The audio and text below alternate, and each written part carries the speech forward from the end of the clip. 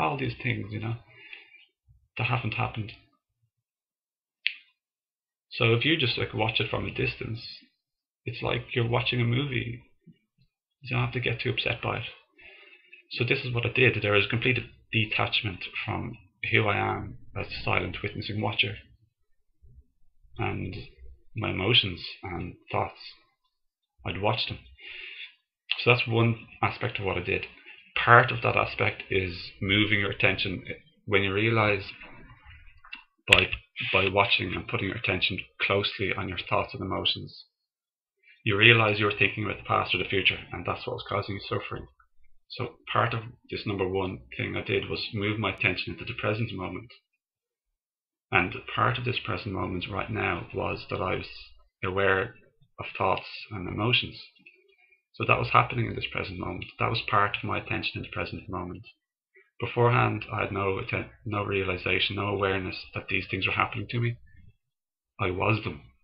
It's like I was drowning in these thoughts without realizing. Now I'm out of the water and I have a perspective on stuff. So here I am in the present moment now for the first time. I started deepening my attention into the present moment by looking at my hand or looking at a pillow. Just, looking without putting labels and associations and words to it. Like I was a newborn baby or an alien with no vocabulary.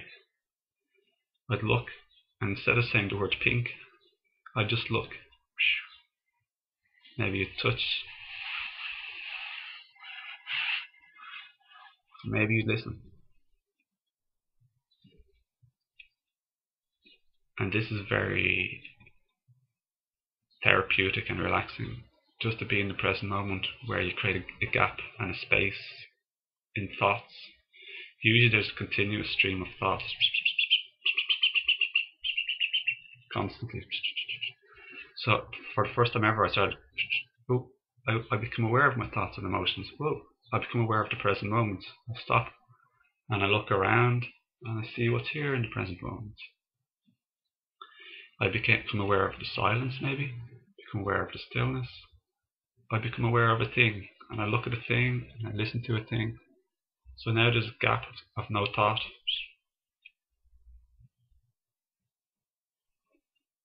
And then maybe my mind might come again. I start thinking, imagining, remembering, visualizations. Become aware again. Peace and ease and happiness happen. And then that's the process of becoming aware and unaware of the present moment and your thoughts and visuals in your head. Okay? And your emotions.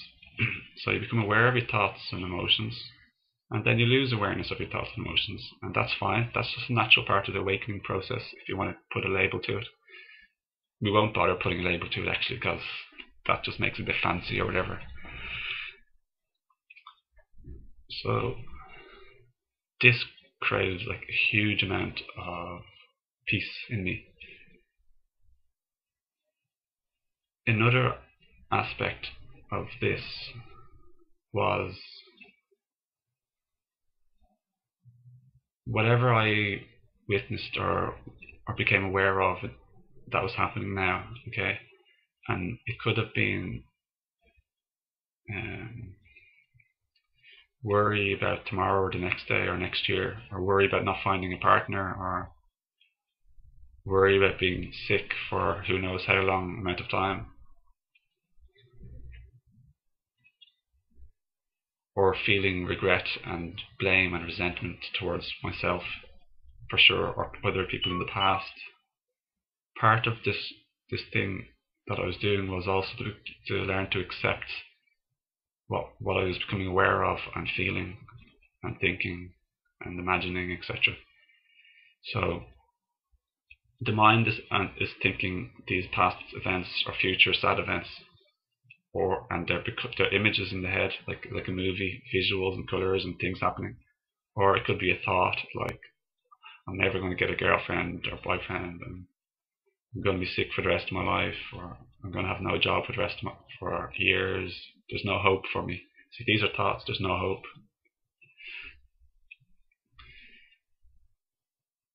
If I was to start, I learned to accept, like, become aware of that these thoughts make me feel anxious or sad.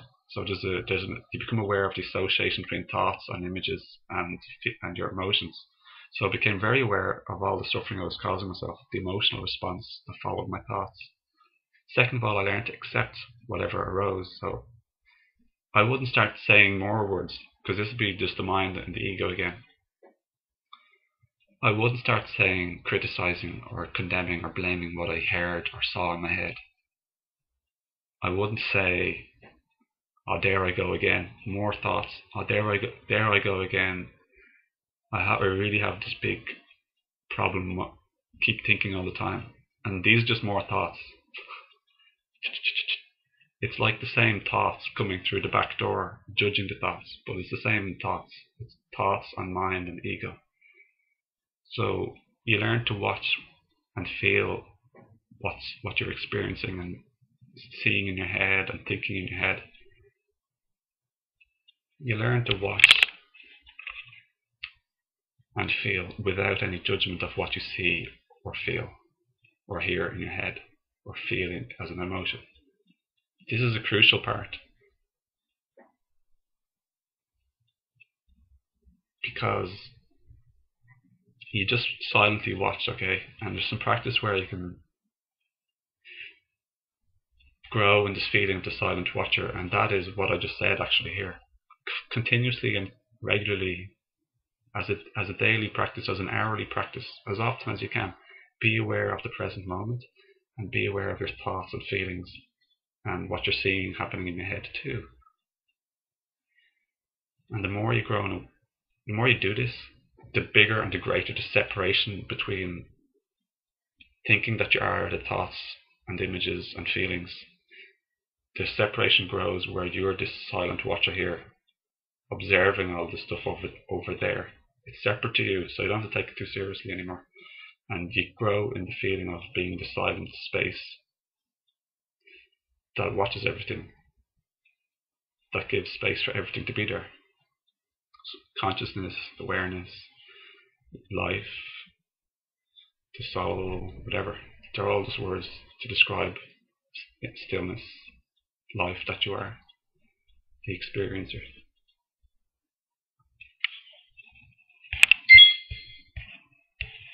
I'll continue in another video.